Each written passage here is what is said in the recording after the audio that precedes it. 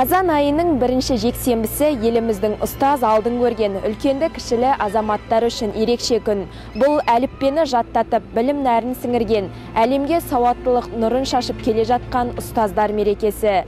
Бұл күні әр қайсымыз өз мұғалімдерімізді, өнердегі, өмірдегі тәлімгерлерімізді құттықтап, оларға лайықты көңіл бөлуге мүмкіндігіміз бар. Қайырлы кеш, құрметті көрермендер мен қала қонақтары, сіздермен бірге қоғам және әйел бағдарламасы. Өмірдегі көп мамандықтардың ішінде жан-жақты білімділікті, икемділікті, шеберлікті, ерекше шәкіртжандылықты, мейірімділікті қажет ететін мамандық ұстаздық мамандық. Олай дейтіні мұғалім еңбегі біріншіден адамзат қоғамы тарихында жинақталған ғылым негіздерінен білім беруге тиіс болса, екіншіден үнемі шәкірттермен қарым-қатынаста болып, білсем, үйренсем деген бала арманымен оның сырлы тағдырына басшылық етуді мойнына алған маман. Міне сондай маманның бірі ұлағатты ұстаз. 45 жылдан аса бастауыш сынып мұғалімі болып жүрген Раушан Байзақова Мұхамеджанқызы бүгінгі бағдарламамыздың кезекті санының кейіпкері.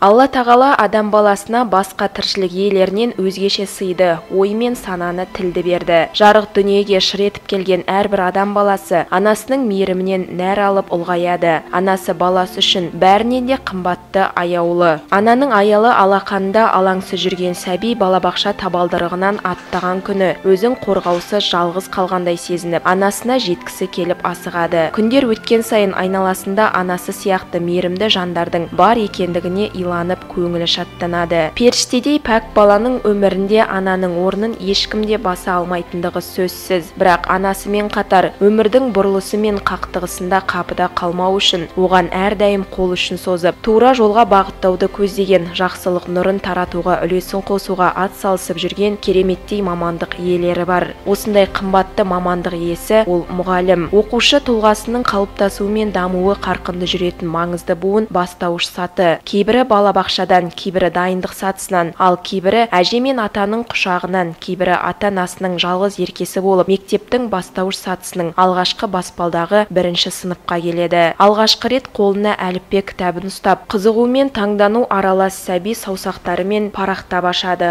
Қолына қаламын алып, ақ қағаздың бетіне әріп жазады. Мұғалім не дер екен, бізге не айтар екен деген сұрақты әр баланың жүзінен оқуға болады. Оларға үйрете жүріп, өзің де үйренесің. Себебі әр баланы таныған сайын, оның жан әлеміне жақындаған сайын бір жаңалық ашқандай боласың. Бізде кейбіреулер бала деген осы ғой, олардың бәрі бірдей деп жатады. Дұрыс, бала ойынға, айналасындағы нәрсенің не екендігін білуге ынтық болумен ұқсайды. Бірақ қабылдау мен жан дүниесі ешқашан бірін-бірі қайталамайды, ұқсамайды. Еңбек етіп келе жатқан осы жылдар ішінде оқытып тәрбиелеген оқушыларымның ішінде ұқсастық немесе қайталау көрген емеспін деген бүгінгі бағдарламамыздың кейіпкері Раушан Мұхамеджанқызы сыныптағы 20-дан аса оқушыларға білім нәрін сепкен ұлағатты ұстаздардың бірі. Әрине, сыныпқа келген әрбір оқушының мінез құлқын, неге қызығып, неге қызықпайтындығын білу бастауыш сынып мұғалімі үшін оңайға соқпасы анық. Алайда, ештеме білмейтін кішкентай балғындарға әріптерді тануды, сандарды санауды үйреткен бүгінгі бағдарламамыздың кейіпкері өз мамандығының майталманы десек артық айтпағандық болар едік. Себебі ол кісімен әңгімелесіп отырып, ұстаздық қасиет адамға туа бітті пайда болама деп қаласың.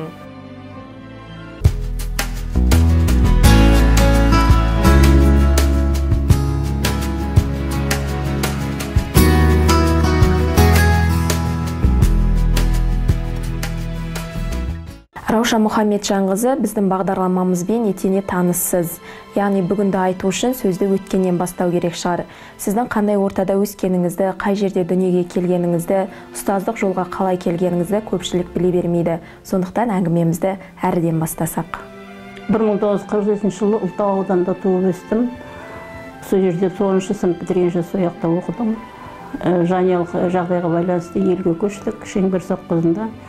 Көшіп сонда 11 жылдықты бітірдік. Біз бітірер жылы 11 жылдық болды. Сосын 11 жылдық бітіріп, жоғарғы оқуға түсе алмадым.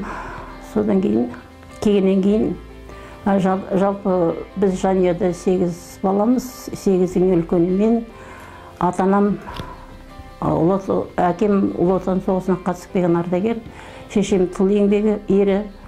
Жанұяда 8 баламыз, соның бәрін тәрбиелеп, бәрімізге жоғары білім алып берді. Бәрімізге жоғары білімді азамат ба, бәрі әрқайсымыз әртүрлі салада еңбек етіп жатырмыз. Менің мұғалім болуға себебім, әкемнің ағасы Жепен деген кісі оқуға түсе алмағаннан кейін, балам, сен мұғалім болсаң ешқайдан кем болмайсың. Мен де ол кісі военный делодан сабақ берген Қарсақбай орта мектебінде. Сосын маған солай үгіт жасады. Балам, сен ешқандай қиындық көрмейсің, мұғалім болсаң.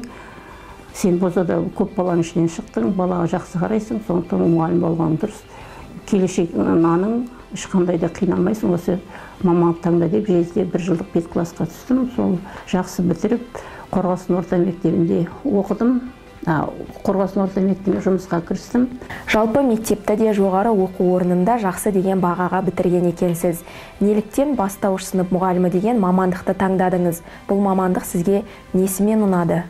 Бұл маманды мен балаларды өте жақсы көрем, сондықтан балалармен тіл табысы, балалардың ортасында болғанды өте жақсы көрем. Сондықтан да балалармен болғанды өте жақсы көрем. Және балалармен тіл табысы өте қиын да, қызық, өте бала қуанса қоса қуанасың, ол еңбек етсе қоса еңбек етесің. Сонымен бірге жүріп жақсы жетістікке жеттім. Енді мен ол мансап қолына алмаймын, бірақ балалардың маған жетістікке жеткен мен үшін өте қуаныш болды. Мысалы, сол Қорғасын орта мектебінің алғашқы шәкірттерім қазір жоғары оқу орнында бітіріп еңбек етіп жатыр. Мысалы, осы жерде 10-шы мектепті істейтін Сұлтан Қанатов Сұлтан, Қазағымызда істейтін Бесенбеков Ардақ, сосын қазір Қорғасын орта мектебінің директоры болып отырған Мусина Ләззат, менің алғашқы шәкірттерім. Қазір ол Ләззат енді менің жолымда болып мектеп директоры болып отыр. Мен оған өте қуаныштымын. Қазіргі уақыттарда қаншама шәкірттерім мысалы жоғары оқуын бітіріп түрлі еңбек салаларында араласып жатыр. Осы гимназияны алғашқы ашқанда ең бірінші бұрын мен 27 мектепте істегенмін. Сосын Әлия Кәміш өзі кадрларда таңдап, өзі іріктеп гимназияға қабылдады. Сол уақыт іріктеудің ішінде мен де қабылдап алды. Сол қабылдағанда өзің классымен келді 27 мектепте. Сол 27 мектепте 25 баламен классымен келдім. Сол классымның балалары қазір түрлі мамандық иелері болып отыр. 10 бала сол гимназияда оқып, гимназияның Москваның университетін бітіріп, политехникалық университетін бітіріп, түрлі еңбек саласына араласып жатыр. Қазір мысалы Жакупов, Бөлеген, Төлеген мысалы ағайынды балалар, және Жиенбаев, Абзал, мінеки сол еңбек араласып, және Қиянбеков Жеңіс қазір Астанада қызмет етеді, және Жайлаубаев Ардақ Жезқазғанда, Қазағымызда дәрігер болып істейді. Осындай шәкірттерім көп.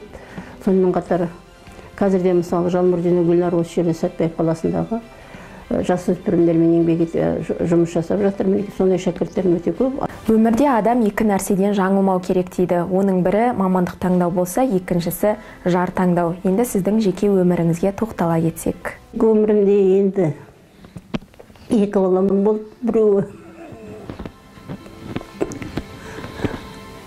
қарақшылардың қолынан қаза тапты. Жұмыстан келе жатқанда біреулер алып өлтіріп кетті. Енді қызым да былтыр 1,5 жылдай болды, қайтыс болды. Қазір енді немереммен отырмын. Осы немерем жеткізсем деп ойлаймын енді. Біраз ойланып, сосын Шынар қапқасынаға барып едім, осылай үйде отырмын, мен қалай көмек бересіз деп. Рахмет. Қала басшысы, яғни қала оқу бөлімі басшысы Шынар қапқасына тілегімді қабыл алып, мен 16 мектепке жүріп, 16 мектептің директоры Қайрат Құлбекұлы Смайлов мені жақсы құрметпен қарсы алып, маған қосымша жұмыс берді. Рахмет онысына. Енді осы немеремді жеткізу үшін және балалармен жұмыс жасау маған өте жақсы. Өте қиналып кеттім. Қазір балалармен жұмыс жасап, кішкене көңілім бөліп жақсы жетістіктерге жетіп жүрмін.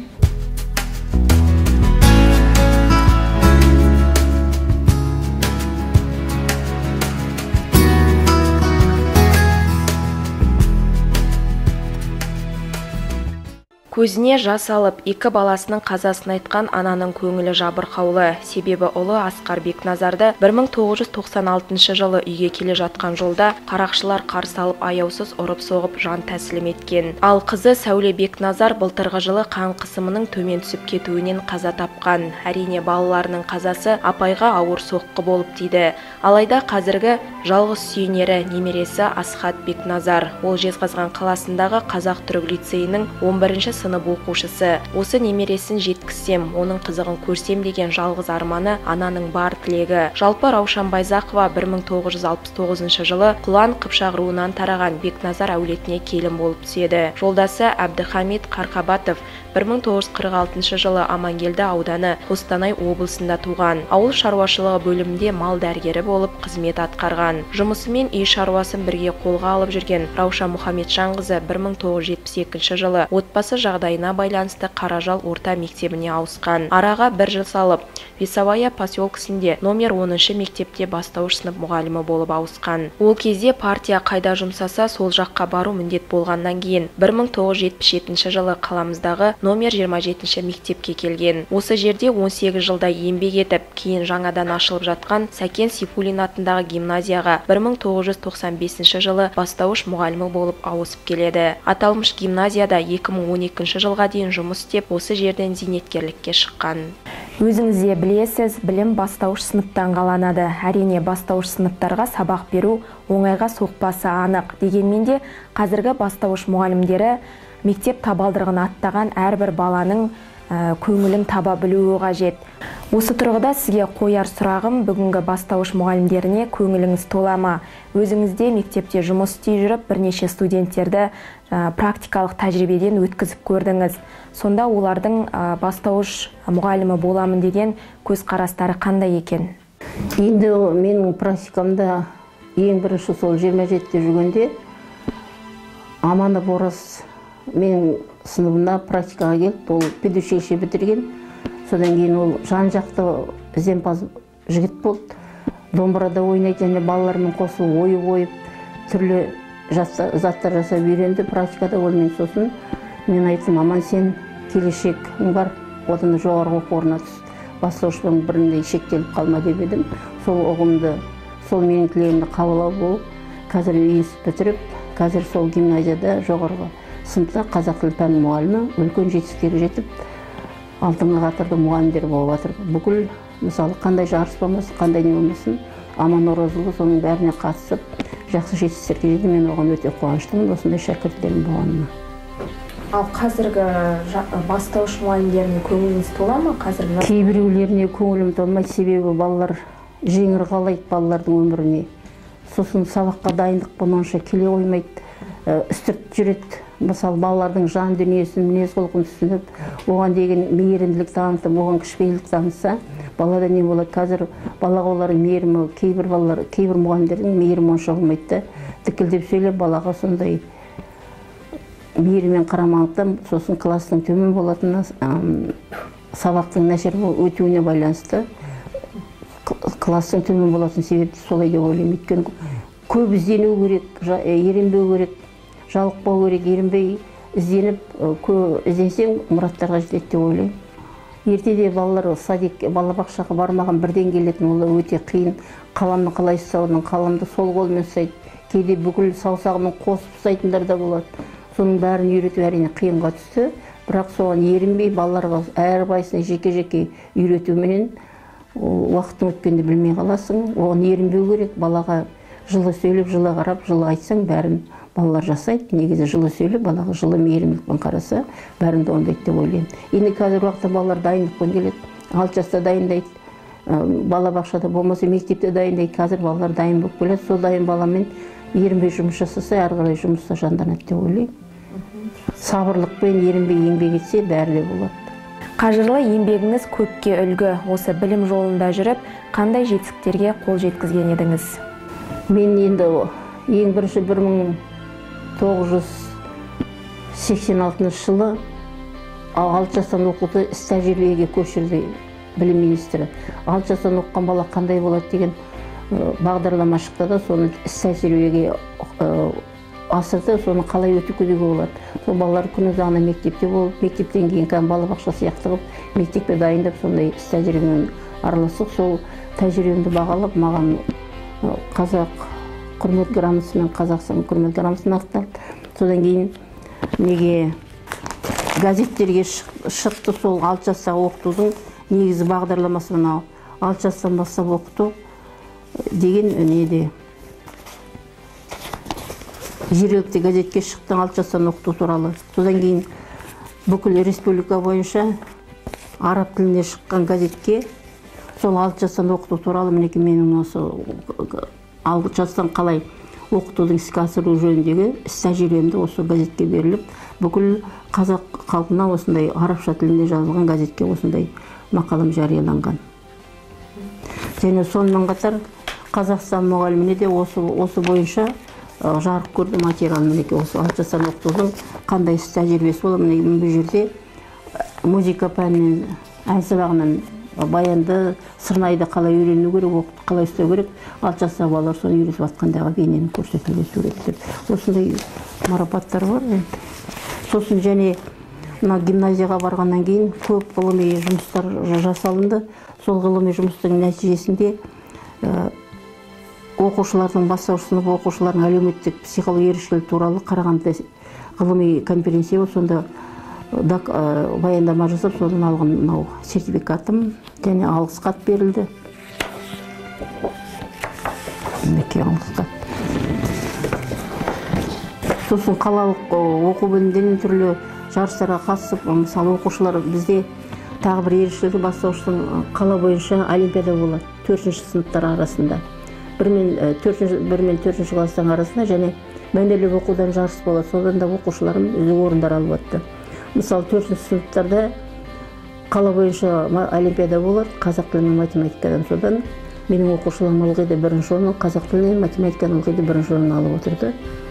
Жақсы жетсе, мысалы еңлік жақсы жетсе Қожахметова Салтанат мысалы 1-ші орын алып, Тамабаева Әйгерім 1-ші орын алып, қазір биыл 11 бітірді. Былтыр 11 бітірді, биыл 1-ші курс бітірді. Жақсы бітірді, ол мысалы жоғары оқу орнына түсіп жақсы не алды. Сондай оқушыларым өте көп. Мысалы менің қалалық мысалы балдырған қалалық Айгөлек ару деген ару болды. Бұған мінеки менің Жақып Байғанам 3-ші сынып оқып жүргенде қатысты. Содан кейін оның 4-ші сынып оқып жүргенде өзім гимназияда қазақ ару болып өзінен мінеки сол Айғаным Ақеркеге өзінің несін сыйлығын ұсынып жатқан кезектері мысалы. Бір-біріне эстафета сияқты жалғасып жатқан. Менің орным сен басып келе жатсың дегендей. Екеуі бір сыныпты жақсы оқиды, қазір оқып жатыр олар қазір. Басқа балалар неге кеткен шығар, техникумға, колледждерге. Енді қазір осылар оқып жатыр. Әрбір мысалы 4-ші сынып бітіргенде түрлі мысалы бастауышпен қоштасарда мынандай бала, әр баланың суретін осылай күннің шуағындай, күннің шуақ есебінде күннің шығып тұрған әр бала мінеки суретін салып, осы қалай күн шуақтай осындай өмірде жайнап өсе береді деген мағынада. Сосын әр бала өзінің пікірін жазды.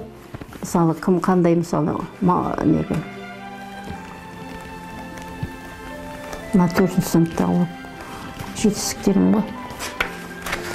Мысалы балалар өзінің сол 4 жылдағы алған білімнің қорытындысы есебінде жазған әңгімелері мысалы мінеки біздің тәуелсіз болсын бөлтірік әділ мысалы өзінің несіне әңгімесін жазды. Біреулер өлең жазды. Мысалы мен соғысты жек көрем деген мысалы өлең шығарды. Мектептерде облыстық әртүрлі жарыстарға қатыстырады балаларды. Қала облыс бойынша.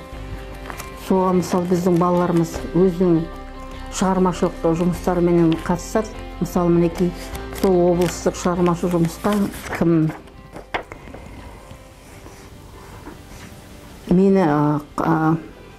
кім ұлытау туралы жазған мінеки оқушым. Содан кейін халықтар достығы жөнінде Үсенова осыны неғылығы мінеки халықтар достығы жөнінде сертификат алынған. Сосын жерді өрттен қорғайық, мысалы Жакупов Айғанның жазған шығармасы мінекей солдан орын алып, осындай сертификаттар береді, әрбір орын алып, куәліктер беріп, осындай не алады. Сосын 1001 мақал 101 жұмбақ деген сайыс болды қала бойынша. Соған мысалы балалар қатысып, онда да бірінші орын алды балалар. Мақал жаттап, 100-ден кейін мақал жаттап айту керек бала жарысы. Сондай да орын алды. Баршамызға белгілі бір мәселе бар. Ол жастардың таңдаған мамандығы бойынша қызмет етпеуі.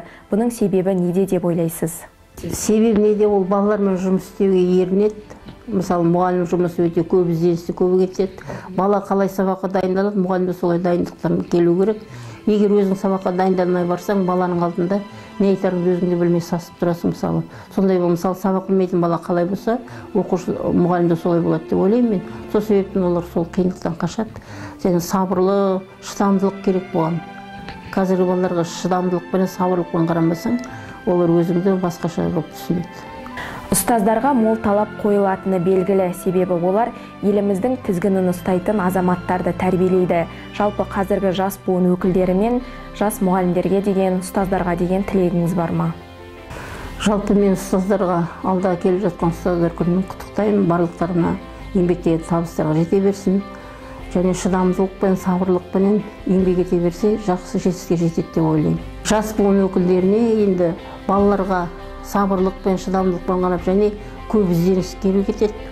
Қазір мысалы қиын емес қой, интернеттен қарайды, ашып көріп, не қылады. Соны ерінбей, соның бәріне шыдамдылықпен, сабырлықпен қараса, жақсы жетістікке жетеді деп ойлаймын. Енді ол ізденуге, отырып план жазуға ерінетін адамдар әрине содан қашады көбінесе. Жеңіл жұмысқа кеткенін жақсы көреді. Әйтеуір диплом болса болды, бітті деп жүре береді. Бірақ негізі қазіргі уақыттарда кадрлар жетіспейді, сондықтан сол шыдамдылықпен, төзімділікпен істесе, жақсы жетістікке жетеді деп ойлаймын енді.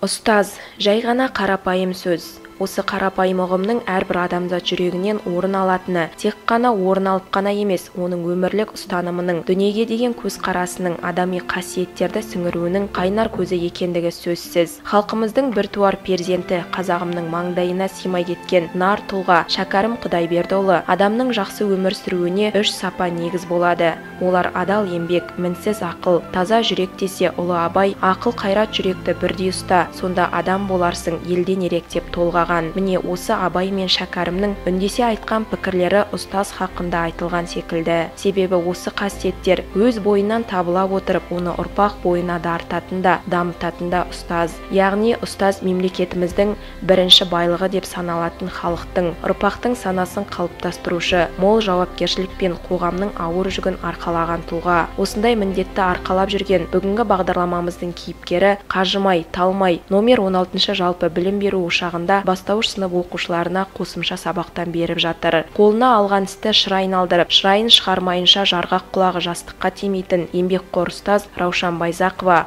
биыл 46 жыл көлемінде еңбек етіп келеді. Әрине, еңбек еткеннің еңбегі еселенеді демекші. Раушан апаймен бірге қызметтес болған әріптестері өздерінің жүрек жарды тілектерін арнап, ұстаз болудың қаншалықты оңай емес екендігін тілге тиек етті.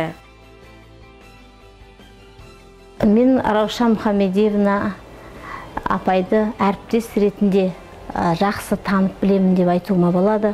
Ол кісі осы гимназия қабырғасында қаншама балаларды оқытып, білім беріп, тәрбие беріп, осы Алтыныя мектептерінен ұшырды. Ол кісінің алдынан талай жақсы үздік оқушылар өтті. Қазіргі уақытта осылар жақсы бір маман иелері болып отыр. Осының бәрі ұстаздың еңбегі деп айтамын. Әріптес ретінде ол кісіден көп нәрсені үйрендім. Ол кісі балаларға талап қоя білетін, сабағын өте шебер өткізетін, балаларға небір қызықты жұмыстарға ұйымдастыратын. Осының бәрі біз келгенде, жас ұстаз болып келгенде бізге осының бәрі тәлім тәрбие болды. Әріптестері тек қана мен емес, барлық мұғалімдер ол кісіден көп нәрсе үйренді. Сабақта да, сабақтан тыс уақытта да жүргізген жұмыстарының әрқайсысы да өте тартымды, өте маңызды болатын. Раушан Мұхамедиевна барлық еңбегін осы балаларды тәрбиелеуге, білім беруге арнады десе де болады. Осы себептен сондықтан да ол кісіге алдына талай оқушылар бас иіп, өзі рахметін айтып, алғысын білдіріп жүрген. Мен де сол кісіге осы төл мерекесінде денсаулық, отбасына амандық, тек жақсылықтарды тілеймін. Ұстаз еткен жалықпас үйретуден балаға демекші Раушан апайдың алдынан көптеген жас бүлдіршіндер, тәлім алған тәлімгерлер де өткен. Соның бірі Қарлығаш Сагиева. Ең алғаш рет жас маман болып, гимназияда білім ордасына келгенде тәлімгерім болып Раушан Мұхамедиевна болды. Мектеп табалдырығын аттаған жас балаға тәрбие беру мен мектеп заңдылығын үйретуді асықпай түсіндірді. Педагогиканы іс жүзінде тәжірибесімен көрсетті, жол көрсетті, бағыт берді. Тәлімгер болып мәңгі жүрегімге қалады. Алғысым шексіз. Барша Сатпаев қаласының мұғалімдерін, ұстаздарын мұғалімдер мерекесімен шын жүрегімнен құттықтаймын. Барша ұстаздарға мықты денсаулық, шығармашылық табыс, еліміз тыныш болсын, аспанымыз ашық болсын. Қиындығы да, қызығы да жетерлік. Ең бастысы жауапкершілігі жоғары мамандықтың бірі ұстаздық ету екені ақиқат. Өйткені бұл мамандық иелерінің мойнына еш нәрседен хабары жоқ. Мыңдаған тарыдай ғана бүлдіршіндердің бойына білім нәрін сеуіп, тәрбие өзегін егіп, таудай азамат етіп шығару міндеті жүктелген. Сондықтан басқа мамандық иелерінің баршасы да ұстаздарға борыштар. Қазіргі таңда 10-шы сынып оқып жүрген Сәкен Сейфуллин атындағы гимназияның оқушылары Раушан Байзақовадан әрі үйреніп, тәлім мен тәрбие алған жоғары сынып оқушылары. Олар да қолдарына алғаш әліппе ұстатқан ұстазын қарсы алып, сағынышпен көрісті.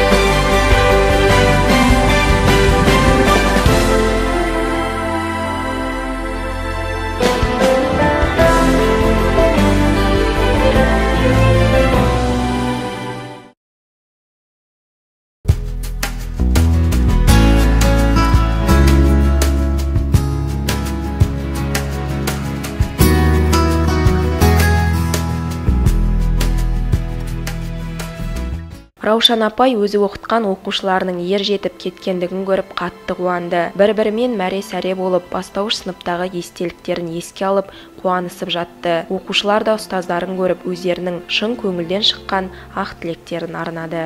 Бізде Раушан Мұхамедиевна бізде 2 мен 4 сыныптар аралығында дәріс берген. Біздің білімнің іргетасын қалаған кісі деп айтсақ та қателеспейміз. Сол кісінің арқасында да қазір осындай дәрежеге жетіп отырмыз. Гимназияда жақсы білім алып отырмыз. Енді сол кісіге жалпы өзім тілейтінім денсаулық, зор байлық, бірінші байлық денсаулық қой. Келген ұстаздар мерекесімен құттықтаймын. Еңбегіне жемісті болсын, әрқашан қасымызда күлімдеп жүре берсін деген тілек білдіргім келіп отыр. Раушан Мұхамедиевна бізге бастауышта берген мұғалім. Ол менің алғашқы ұстазым. Мені алғаш әліппетті ұстатқан мұғалім. Осы кісінің арқасында мен өзімнің бағытымды таптым. Ол маған білімді берді, оқытып үйретті, әріп таныдым. Және менің жазуымның стилін осы кісінің арқасында дұрыстадым. Қазіргі күнде әлі сол стилмен жазып жүрмін. Осы кісінің арқасында мен осындай дәрежеде жүрмін. Осындай үлкен мектепте оқимын. Осы мұғалімға деген тілегім мен өзінің арманына жете берсін, зор денсаулық тілеймін. Аспан ашық болсын, үлкен жетістіктерге жете берсін, өздерін оқушылардың қызығын көре берсін. Және барша ұстаздарды мұғалімдер күнімен құттықтаймын. Мұғалімдерге тілейтінім өздерінің оқушыларының болашақта көргісі келетіндерін көрсін. Бастауыш сыныпта бізге Раушан мұғалім сабақ берді. Ол кісіден жазуды, таза сөйлеуді, тәртіпті, білімді, қалай өзіміз тауды барлығын сол кісіден үйрендік. Ол кісі бізді еркелігімізді, біздің әрбір қылықтарымызды көтеріп, бізді еркелете білді. Және де алға сүйреп, қандай қателіктер жасамасақ та, оны кешіріп түсіне білді. Бізді 3 сыныпта Айгөлек аруына қатыстырды. Қыздармен және 2 ұл болды. бір аптаның ішінде бізді жақсы дайындап, және де Айгөлек аруы деген атақ алуға бізге көмек көрсетті. Және сол қуанышты біз бірге бөлісе білдік. Раушан мұғалім біз ол кісіні өте жақсы көрдік. Ол кісіге көп айта бермесек те, біз қазірдің өзінде сағынамыз ол кісіні. Көп оқушылар болды, оның жартысы кетті бірақ. Және де Раушан мұғалім ең мықты адам деп санаймын, ең мықты кісі, ең мықты мұғалім. Осындай жасқа жетіп, қазірдің өзінде мұғалім болып, көп бала ол кісінің алдынан өте білді. Және де ол кісіге тілейтінім денсаулық, ұзақ өмір, бақыт, ешқашан мұнаймай, тек алға жүре берсе екен деймін. Және де алдынан әлі талай балалар өтсе екен деп тілеймін. Және де осы кезді қолданып, мұғалімдер күнімен барлық мұғалімдерді құттықтаймын. Шындығында мұғалім барлық мамандық иесін тәрбиелейтін, оқытып үйрететін абзал жандар. Мұғалім мамандығы барлық мамандықтың анасы деп қалай дәл тауып айтқан десеңізші. Ұстаз алдынан тәрбие алмайтын жан жоқ сірә. Ұстаз берген тәрбие әрбір жанның өміріне жол сілтер шамшырақ секілді.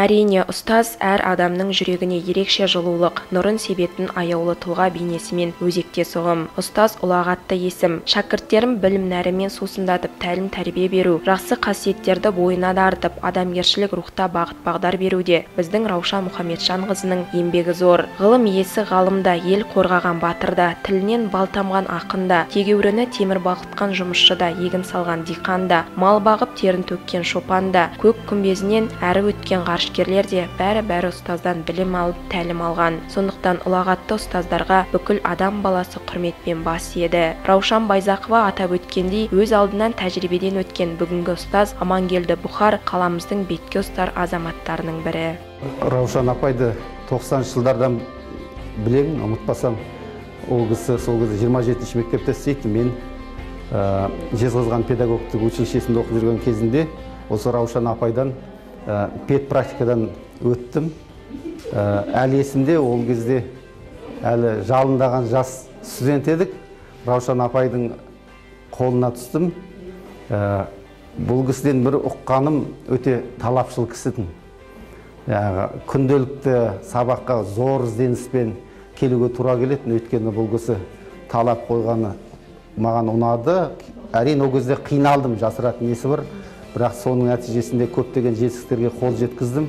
Әрбір сабақты бұл кісі сабақтың артында отырып талдап отыратында, сол қадағалап, дұрысын дұрыс, бұрысын бұрыс деп айтып, келесі жолы одан да жоғары жақсы жұмыс істеуіме талпыныс жасайтын. Өйткені жаңағы қойған талаптарына шығу үшін мен де қолымнан келгенін аянбай еңбек еттім. Біраз сөйтіп мен ұстаздықтың алғашқы сатысын міне осы кісінің қолынан өтіп, өзіме де көп нәрсені түйіп алдым деп ойлаймын. Себебі жаңа талапкершілік, әр сабаққа тиянақты дайындалу, міне осының барлығы кейіннен менің ұстаздық жолыма да белгілі бір дәрежеде септігін тигізді. Мен қазіргі осы еңбек етіп жатқан Сәкен Сейфуллин гимназиясында да бұл кісімен, Раушан апаймен бірге жұмыс істедім. Осында да алғаш келген жылдары сұрап, кеңесіп жүрген кездерім болды. Әлі күнге де осы кісінің еңбек еткенде, ашық сабақтарын көрген кезде өзіме бірдеңені түйіп алып, мына жерін былай істесе де болады екен ғой деп. Одан кейін бұл кісі жасының келгеніне қарамастан әрқашан үнемі ширақ жүретін және сабақта да өзі солай көрсететін өзіне. Ол да бір ерекшелігі шығар. Міне қазір зейнет жасына шықса да осы ұстаздықтан қол үзбей әлі еңбек етіп келеді. Бұл кісінің болашақтағы осындай жарқын ғұмырына, ұстаздық жолына ақ жол тілеймін, де ұзақ ғұмыр тілеймін. Осы еңбегінің жемісінің нәтижесінде көптеген шәкірт тәрбиелеп, шәкірттерінің алды биіктен көрініп жатса, тек қана осы апайдың зор еңбегінің арқасы деп білемін. Осы сәтті пайдаланып, мына келе жатқан ұстаздар мерекесімен қаламыздағы барша ұстаздар қауымын құттықтаймын. Ақырын жүріп анық бас, еңбегін кетпес далаға, ұстаздық еткен жалық бас үйретуден балаға деп Абай атамыз айтқандай, шынында да міне ақырын жүріп анық басып, өз ісінде ізгілік пен ізеттілікті ұрпақ бойына құйып өскен ұстаздарға тек қана шығармашылық табыс тілеймін. Еңбектеріңіз жана берсін, қаламыздың мерейін өсіруге, ұрпақ тәрбиелеуде зор биіктен көріне беріңіздер, зор табыс тілеймін. Жаһандану заманында ұлттық бәсекеге қабілетті болудың көрсеткіші білім деңгейімен өлшенеді. Сондықтан әлемдік білім кеңістігіне кірігіп, білім беру жүйесін халықаралық биікке көтеру кезек күттірмейтін өзекті мәселе. Бұл мәселені шешудің кілті ұстаз қолында. Өйткені ұстаз елдің ертеңгі тізгінін ұстайтын ұрпақ тәрбиелейді. Адам тәрбиелеу ұлы міндет. Ол міндетті атқарушы ұстаз. Ұстаздың негізгі құралы сабақ. Менің түсінігімде ұстаз рухы таза, ой өрісі биік, ұлты мен отанының болашағы үшін тер төгіп, шыдамдылық пен табандылықтың үлгісін көрсетуші, өз бойындағы асыл қасиеттері мен білімін болашақ ұрпақтың бақыты мен кәдесіне жаратып, қоғамды өрге өрлететін жаңашылдықтың бастаушысы. Жүрегі жылы, көңілі дархан адам. Көріп отырғанымыздай, осындай жүрегі жылы жомарт жанның бірі ол Раушан Мұхамеджанқызы. Мына мектеп қабырғасында ұзақ жылдар бойы еңбек ете жүріп, бірнеше оқушылардың қанатын қатайтып, үлкен өмірге қадам басқызған. Олардың алды лауазымды орындарда отырған әртүрлі саланың басшылары мен мемлекеттік қызметкерлер. Қазіргі таңда әр салада жүрген түрлі мамандар осы ұстаздарының арқасында биік белестерді бағындырып келеді. Өз саласының жетік маманы болып отырған бүгінгі мемлекеттік қызметкер, яғни ішкі істер бөлімінің ювеналдық полиция тобының аға инспекторы Гүлнар Жалмурзина алғашқы әріп танытқан сүйікті ұстазының ерекше жан екендігін тілге тиек етті. Онда ескі мектеп болатын тұғын бізде, 5-ші мектеп Бабар бейді, сол ескі 27-ші мектеп болатын. Сол мектепке барған уақытта бірінші гүлімізді алып мектепке бардық қой. Барғанда бізде Рауша мұғалім, Зағира мұғалім, Айша мұғалім болатын. Сол мен Рауша мұғалімнің класына түстім. Сонда Рауша мұғалім бізде өте қатты кісі болатын тұғын. Ол кісінің түріне қарап қорқатынбыз. Класста біз енді 30 бала болдық. 30 баланың ішінде бүкіл балалардан сабақ сұрап үлгеретін. Мұғалім классқа кабинетке кіріп келген уақытта біз бәріміз қорқып дірілдеп отыратынбыз. Ойбай, бізде сабақ сұрамаса екен деп. Сонда да ол кісі үлгеретін сабақты. Содан жаңағы енді әліппені бірінші таратты, одан бір шетке 90-нан кейін әліппемен қоштасатын уақытта класстың балаларының бәріне жаңа тақпақ беретін. Ол кісі осының өзі түріне қарағанда суық кісі ғой. Ал енді ол кісі өте не кісі тұғын, жақсы. Айналып келген уақытта өте қатты, ол кісіден қорқатынбыз біз. Енді бізде бірінші сыныптан 4-ші сыныпқа дейін ол кісі бізді жетеледі. Көп нәрсені үйретті. Сол кісінің арқасында міне біз негіз айтады ғой, алғашқы қадам, алғашқы фундамент қалай болса, солай арман қарай бала алып кетеді. Айналып келген уақытта ол кісінің бізге 1-ші сыныптан 4-ші сыныпқа дейін сынып жетекшісі болды. Одан кейін 5-ші сыныпқа ауысқан уақытта ол кісі бізде бір мұғаліміміз алып қалған уақытта ол кісі бізді заменить ететін. Біз ол кісімен кетті, ол кісі бізді уже бастауыш класстан кейін жоғары, уже 4-тен кейін жоғары басқа сынып мұғалім болады ғой, сынып жетекшісі. Ол кезде біз жылап көрсетінбіз ол кісімен. сағынатынбыз. Міне одан бері мен 78 жылы 1-ші классқа бардым, 88 жылы сол 27-ші орта мектебін бітірдім. Одан бері мен жоғарғы оқуға бардық. Ол біздің әр баланың сауатын ашу, фундаментін құю, оны жеткізу, мұғалімдердің, ұстаздардың өте зор көмегі бар, еңбектері зор. Енді біз әлі күнге шейін күні көрген сайын ол кісіні құшақтап қарсы аламыз. Өзі біздің шешеміз болып кеткен кісі. Раушан мұғалімнің еңбегі өте зор болатын. Бізден кейін де балаларға, мысалға бастауыш класста балаларды алып отырды ғой, бірақ все равно біздің алғашқы қалам ұстатып әріп үйреткен мұғаліміміз бізге ыстық болады. Одан кейін де мысалға қанша мұғалімдер болды сынып жетекшісі, Раушан мұғалімға бәрібір жетпейді. Күні бүгінгі көрсек те құшақтап өзіміздің шешемізді көргендей қуанамыз.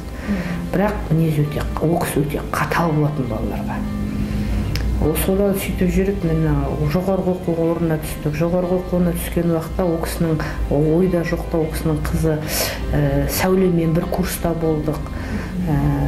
Бір курста болғаннан кейін, дос болғаннан кейін ол кісімен уже қанша дегенмен де мұғалімнің ұстазың болғаннан кейін сонда да қорқақтап, жаңа қыз үйіне қонаққа шақырып, әртүрлі мерекелерде үйіне баратын уақытта мамаң бола ма, Раушан мұғалім бола ма деп қорқақты айтынбыз.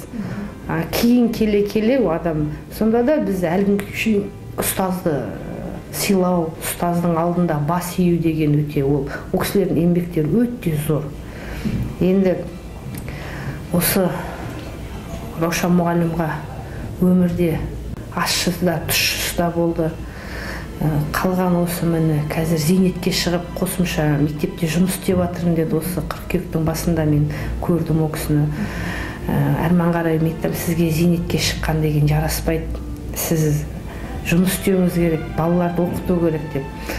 Қандай да ата-ана болса да бірінші баласын мектепке берген кезде бірінші мұғалімді таңдайтын болды қазір. Қандай мұғалім? Мен айтам, мысалға, Раушан мұғалім 1-ші сыныпты қайтып алатын болса, мен балаларды сол жерге беруге болады деп. Себебі ол кісінің фундаменті, ол кісінің талабы, балалардан сұранысы, оқыту методы бар, ол кісінің өте ерекше. Сондықтан мен айтатыным, Раушан мұғалімге алдағы уақытта зор денсаулық, күш қуат берсін. Ендігі қалған жасы жасай берсін, уайым қайғысы жоқ болсын. Осы мектеп бітіргелі қанша уақыт өтсе де біз сағынамыз мұғалімдарымызды, ұстаздарымызды. Осы ұстаздардың төл мерекесіне байланысты Раушан мұғаліміме тек қана денсаулық, бақыт тілеймін. Сонымен қатар осы Сәтбаев қаласының білім бөлімі саласында жұмыс істейтін ұстаздардың бәрінің еңбектері зор. Баланы тәрбиелеп, балаға білім беру, балаға оқыту, әріп жаттаттыру, қалам ұстату өте еңбек ол. Себебі мектепте оқығаннан кейін ата-ана бәрі балаға қатты біліміне көңіл бөлмейді. Ол зор еңбек ұстаздардікі. Сол себептен барлық ұстаздарды білім бөлімінің саласындағы бүкіл ұстаздарды төл мерекелерімен құттықтаймын. Дендеріне саулық, отбасыларына амандылық, төзімділік, шыдамдылық берсін. Әрдайым жүздерінен күлкі кетпесін, жұмыстарының жемісін көре берсін деймін. Не дейміз? Біз сияқты сол оқушылары кейінгі кезде осылай ұстаздарына тілек айтып, ұстаздарының алғашқы қалам ұстатып, әріп үйреткен еске алып, күні бүгінге дейін біз еске алып отырамыз. Не дейміз? Тек жақсылық, бақыт бола берсін, бақытты болсын, дендері сау болсын, уайымдар жоқ болсын, балаларды тәрбиелеп, әрмен қарай отанымыздың азаматтары мен азаматшалары қып, жақсы тәлім тәрбие бере берсін дейміз. Осы ұстаздардың арқасында осындай дәрежеге жетіп, жұмыс атқарып, халыққа қызмет бізде етіп жатырық, қызмет атқарып жатырық. Ол кісілерді осындай түлектерді, оқушыларын шығарып, мәре сәреге жете берсін. мақтанышпен жаңағы мақтанып менің оқушым алғашқы қаламды мен ұстатып едім деген сондай дәрежеге жетіп қуанышынан қуанышқа жете берсін деп. Елбасы Нұрсұлтан Назарбаев болашақта еңбек етіп өмір сүретіндер бүгінгі мектеп оқушылары. Мұғалім оларды қалай тәрбиелесе, Қазақстан сол деңгейде болады. Сондықтан ұстазға жүктелетін міндет ауыр деген еді. Сондықтан ұстаздар қауымы осы сөзге сай болуы керек. Адамзат баласы қандай да бір жетістікке жетсе, ол әу баста негізін қалаған ұстаз еңбегінің жемісі екенін ешкім де жоққа шығара алмайды. Сондықтан да ұрпақты білім әлемінің көкжиегіне жетелейтін ұстаздық қызметін жалғастырып жүрген Раушан Байзақовадай жандарға қандай алғыс айтсақ та артық етпейді.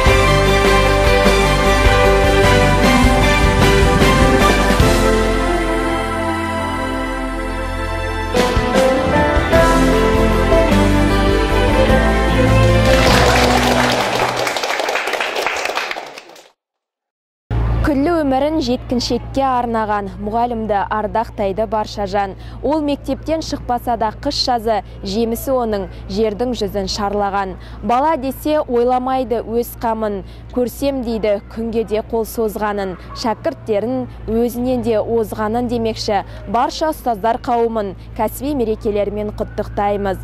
Білім жолындағы еселі еңбектеріне табыс, шығармашылық шарықтаулар тілейміз. Және де бүгінгі бағдарламамыздың кейіпкері болған Рауша Мұхамеджанқызына алғысымызды білдіре отырып, көп жылғы еңбегі өзге жандарға үлгі болса екен дейміз. Апайымызға ең бірінші денсаулық, шыдамдылық және немересінің қызығын Алла тағала ұзағынан көруді сүйіндірсін деген тілегімізді арнаймыз. Жақсы күндерде жолыққанша аман сау болайық ағайын.